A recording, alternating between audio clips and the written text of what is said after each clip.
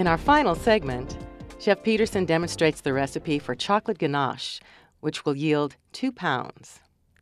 Ingredients include 1 pound bittersweet chocolate, 1 pint heavy cream, and 1 fluid ounce almond or coffee liqueur. Today we're going to make a silky ganache. There's two kinds of ganache. There's a simple ganache and a silky ganache.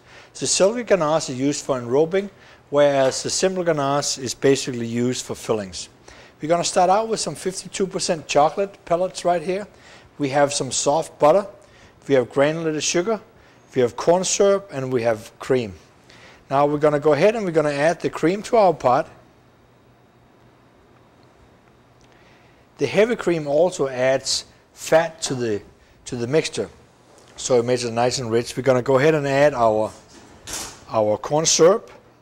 Corn syrup is going to ensure that we have a nice shiny product. That's what the corn syrup is for, as well as flavor.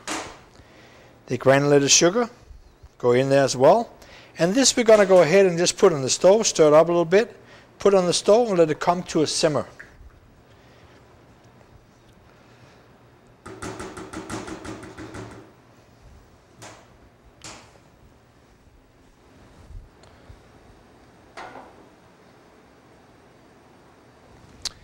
While this is getting warm, we're going to go ahead and combine our soft butter, and I emphasize soft butter.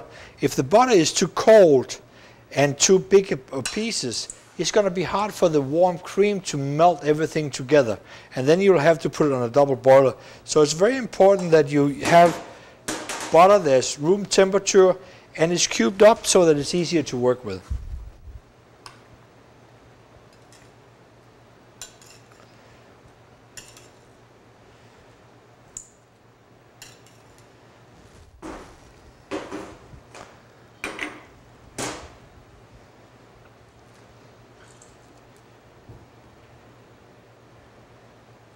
And that's all there really is to it. All you really have to do now is just wait for the cream to come to a simmer, and you're ready to go. All right. Now, as we can see, the cream is starting to come to a simmer, and just in a couple of seconds, we're ready to pour all the chocolate.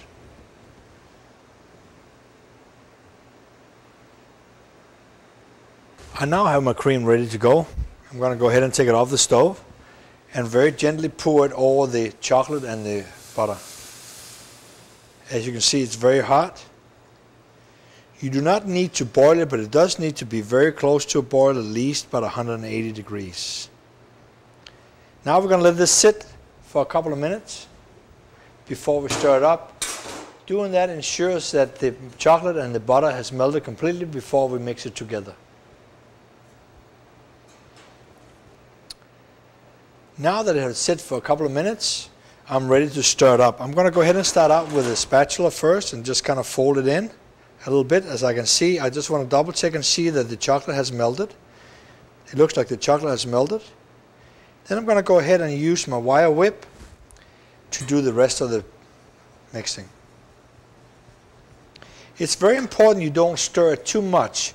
If you stir it too much with the wire whip, what's going to happen is you add air to your ganache.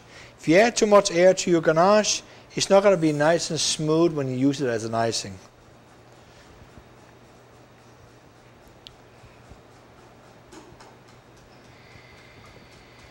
See how nice and shiny it's getting?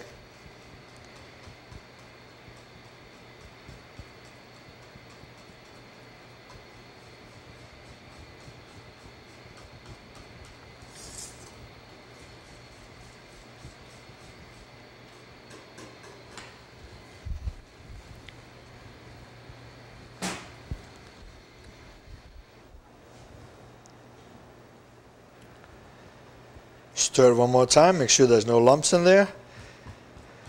Got to be careful that all the chocolate and the butter has melted completely.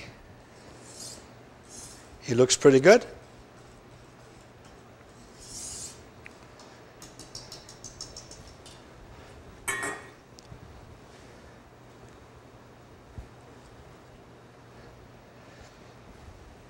As you can see, here we have our silky ganache, nice and shiny, all smooth, and no lumps of butter or chocolate in there.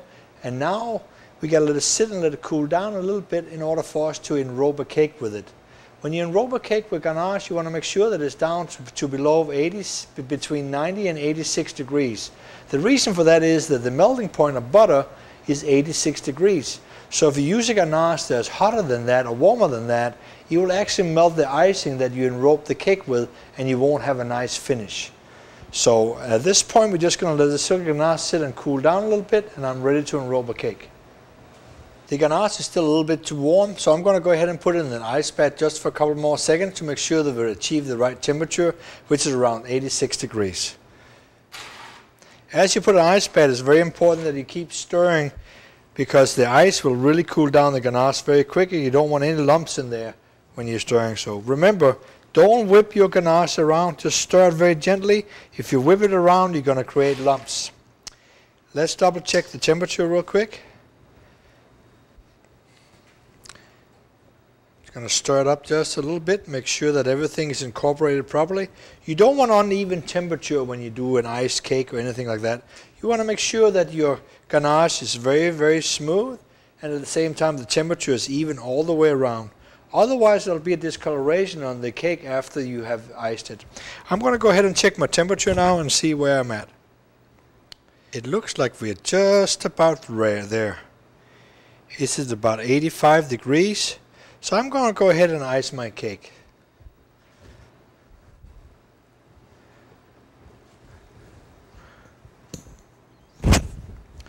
Again, I want to stir up my ganache to make sure that everything is the even temperature all the way through the ganache.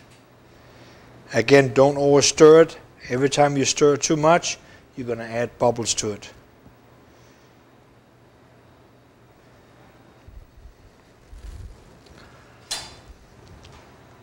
I have here an offset spatula that works very well to ice a cake like this. And I like to use a ladle. Instead of pouring it out of the bowl, it's just more even if you use a ladle.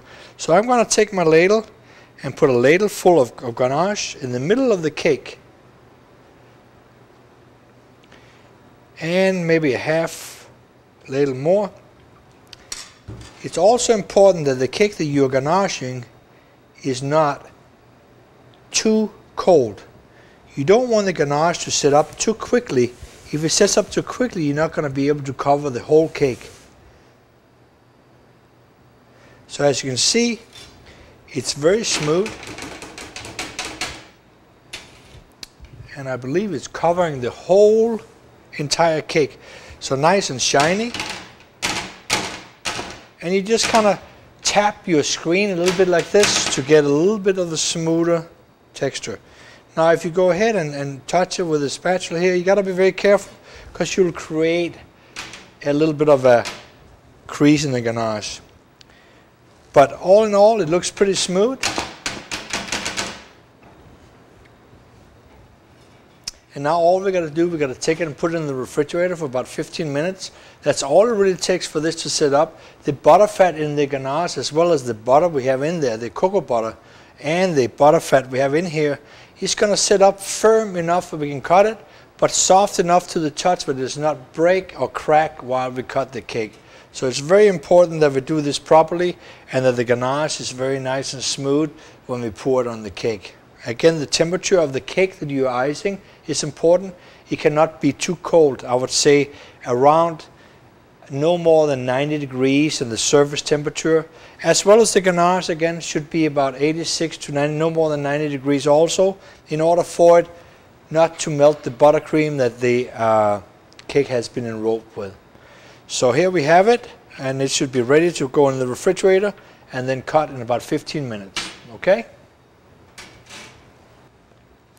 Now we have our ganache set up real nice on our cake that we poured earlier, and I want to show you the technique of how to cut a cake that has been ganached.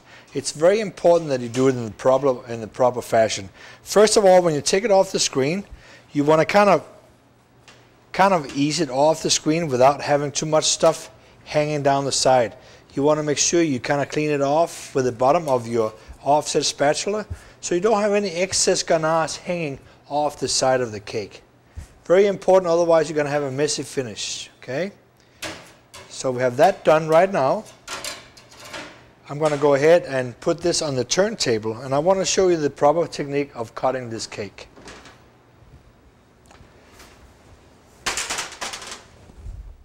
In order to cut the cake properly, it's very important that you have a thin knife like this, a carving knife like this. It works very well, and you want to have some very hot water. And every time that you heat the knife up with the hot water, it's very important that you wipe off the excess water. Otherwise, you're going to have a very uneven, or you're going to have a very bad cut. At this point here, I'm going to cut evenly like this, and then I'm going to just very gently pull out the knife. If you pull out the knife this way here, you're going to ruin the nice even cut that you have created. Again, you clean up your knife between each cut. You clean up your knife and wipe it off. Like that. Very gently pull out the knives. Keep going like this till you have 12 even cuts.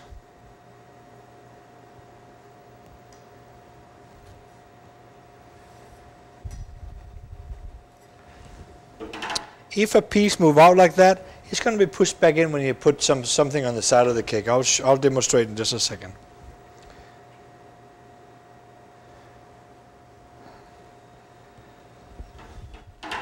As you see, it's very important that you're precise with the sizes of the cake that you're cutting. But the most important thing is that you wipe your towel off, or you wipe your knife off with a towel every time you clean your knife off in the hot water. If you do not do that, you're going to have a not so nice looking cake. See, now we have 12 even pieces here. And what I'm going to do, I'm going to go ahead and I'm going to take it off with the offset spatula, so you have a nice cake like this to look at. Okay, you're going to go ahead and I'm going to put jimmies on the side, have the jimmies right here, and I'm just going to very gently put jimmies on the side of the cake. It's going to give it a real nice finish. Try to make sure you have an even amount on all layers. Okay, you have this, and now you want to put it on your platter that you have selected. Try to center it the best you can.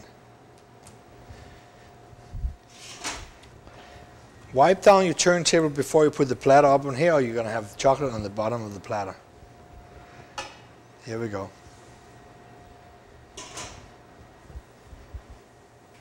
Always try to work clean. And now you just want to finish up your cake with a few raspberries.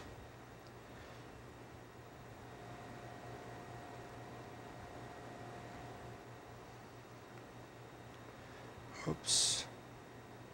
That one didn't look too nice.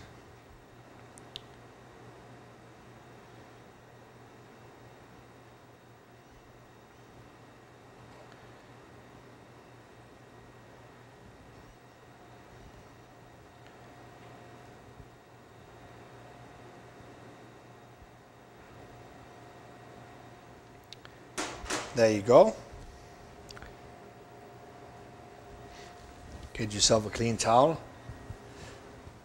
If there's a little excess jimmies, get them off so they look nice.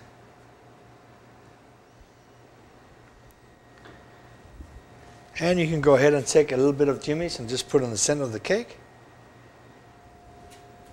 And there you have it.